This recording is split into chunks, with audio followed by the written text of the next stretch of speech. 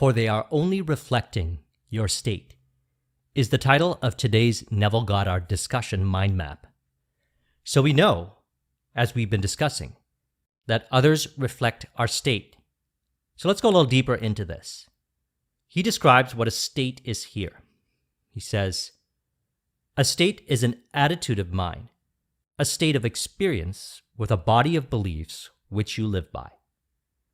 So all day long, if we observe, we'll become more conscious that we are carrying on inner conversations with others, and it is revealing what state we are in based on how we feel about these conversations.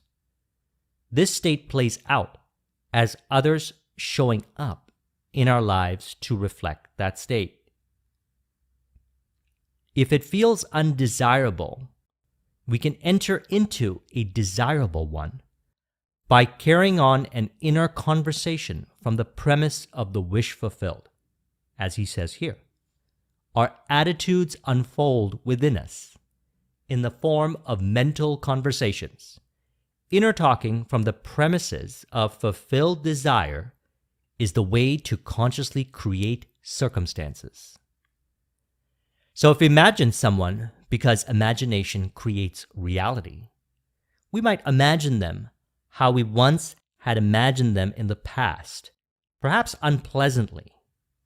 And we might observe then an inner conversation of disagreement, and it may feel undesirable. It is important to acknowledge at that moment that the past with others is purely imaginal, as all that exists in reality is our state of being now. Reality is now and only now. From this acceptance, we can now enter into our ideal state by carrying on an inner conversation with them ideally and feel ourselves into that state. He says, your environment and all within it reflects that which you are in consciousness. As long as you continue to be that in consciousness, so long you will continue to outpicture it in your world. So we change how we are in consciousness by inner conversation that implies what we are being now. Reality is now and only now. And what if one looks around and on the surface level, it seems by applying this information, things appear the same in our relationships like our past? Well, from my experience, it indicated that although I was not seeing visible changes, that there are actually invisible changes occurring that are subconscious, as in we might not be consciously aware of them. If not seeing visible changes feels uncomfortable, we can say to ourselves that although changes might not be visible, it is still happening. Although we might not be consciously aware of the changes, they are still occurring. When we say this to ourselves, we remain in our ideal state, and from there, we don't try to force or control, resulting in unnecessary suffering, but rather allowing the changes from within to reflect in the outer. For example, I remember a friend who seemed to speak controllingly. It seemed like he was telling me how to live my life when I was around him, and I didn't like it. Of course, he was only revealing what I was allowing. I did, however, enjoy his friendship as a whole, but what he was suggesting seemed to throttle my flow. The reality is, it was I that was throttling my own flow by what I was suggesting to myself based on what he was saying. As there's only one cause, and that is what we are conscious of being in the moment. So I started to imagine us always relating ideally, and all our conversations being ideal. Every time he would pop up in my mind for whatever the reason may be, I observed what imaginal inner conversations I was having with him. If I noticed I was imagining him to play the role of seemingly controlling me, I would imagine him lovingly saying, "You know what? Everyone is good. They know what they want. People are doing their thing and I'm doing my thing, and all is good and I let people be," or something like that. The first time we hung out, he appeared to say the same things as before. However, I knew it was going to change, so I let him be. I didn't react to what he was saying.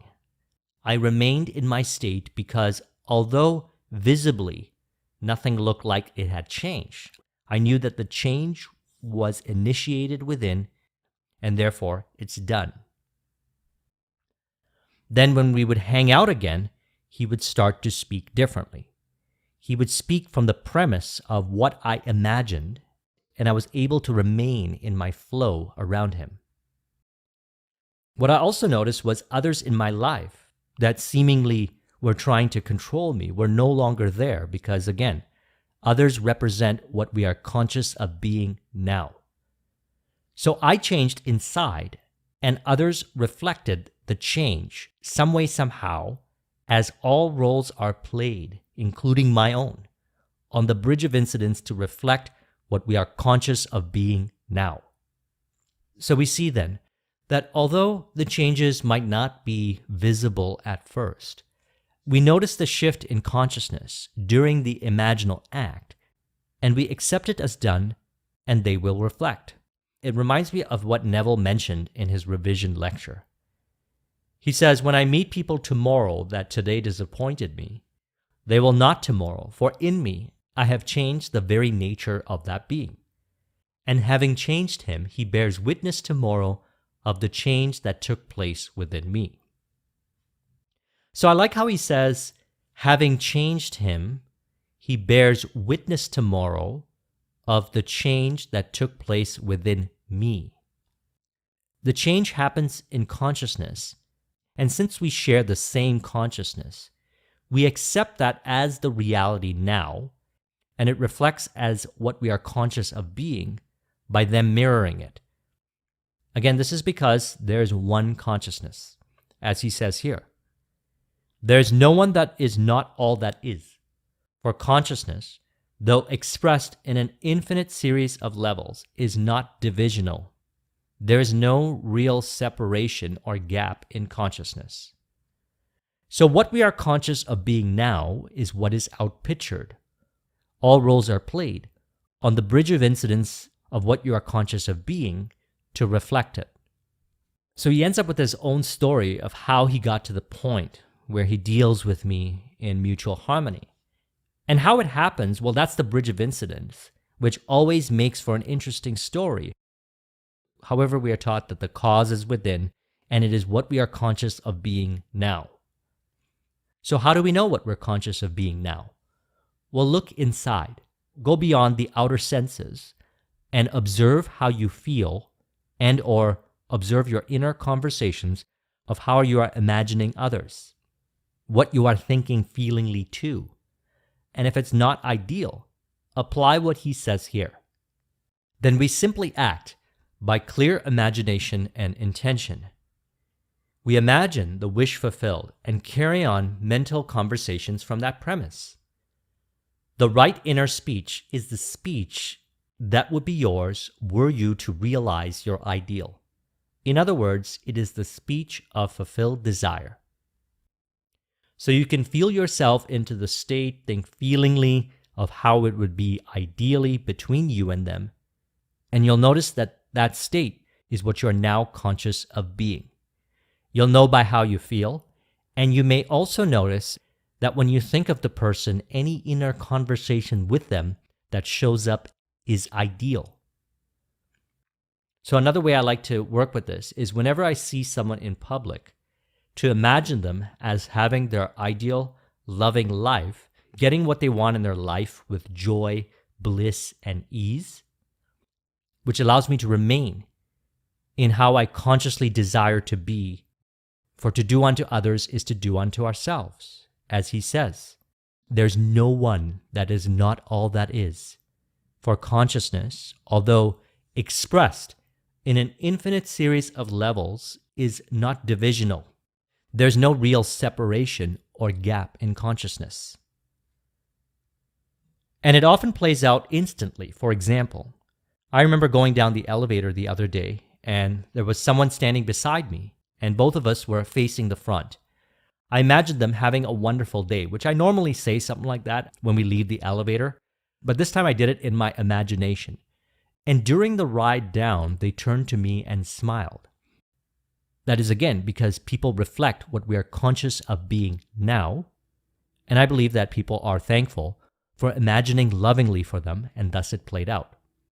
And so we could do this wherever, even in business. We can imagine lovingly, for example, releasing the idea of seeming competition that could take away your business. When I went into entrepreneurship in 2009, many seeming competitors ended up doing partnerships with me, and we ended up mutually sending business to each other and creating additional revenue streams. And I also recommend noting the results, because when we see the results, it further acknowledges the creative power of imagination to transform our relationships in all areas of our lives. It also seems to become easier, perhaps because we have so much personal reference experience and we realize that no matter what past or story we have with others, change can happen, as we have many examples to prove to ourselves. So again, this is all about what we are conscious of being now. And how do we know? Based on observation. And if the inner conversations are unpleasant, we can initiate the change in consciousness via imagination by carrying on an inner conversation from the premise of fulfilled desire, thinking feelingly as we know it's done, and then go about your life and you'll observe the changes that occur. So I trust you found this to be helpful. Let's go ahead and conclude this with an auto-suggestion to further encourage. You can say, now is the only moment, and what I am conscious of being now is the cause for all outer changes. All changes are initiated from what I am aware of being now. And although effects may not be visible, the feeling of fulfillment inside is what I am conscious of being now. From this realization, everything continues to unfold as all roles are played on the bridge of incidents, reflecting my ideal state now. If you would like a copy of this mind map, the link is in the description. Thank you very much for watching. I'll talk to you soon. Take care.